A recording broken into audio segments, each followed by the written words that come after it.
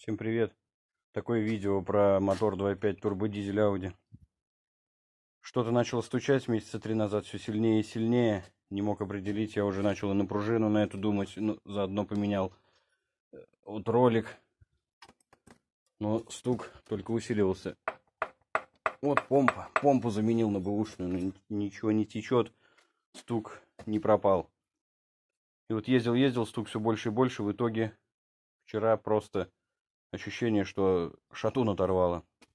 Оказалось вот что. Демпфер просто разорвался весь по кругу. Проверить это вообще можно элементарно, даже не разбирая машину. Ролик оттягиваем ключом, скидываем ремень, но надо лучше его полностью убрать, чтобы не намотало никуда. Заводим машину и все, и слушаем. Стук пропадает, значит 99%, что это конец демпферу приходит. Купил себе новый, уже не стал жалеть деньги. Купил дорогой, 7000 стоит. Буду ставить, потому что китайские, говорят, ходит очень мало.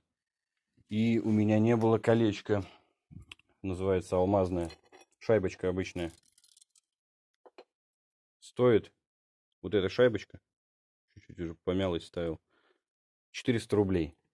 Но она нужна для того, чтобы не раскручивался болт, который затягивает демпфер, и не разбивало его.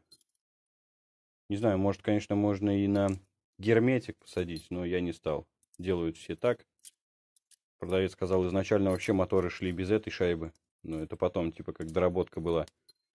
Придумали ее, чтобы болт не выкручивался и демпфер не начинал стучать.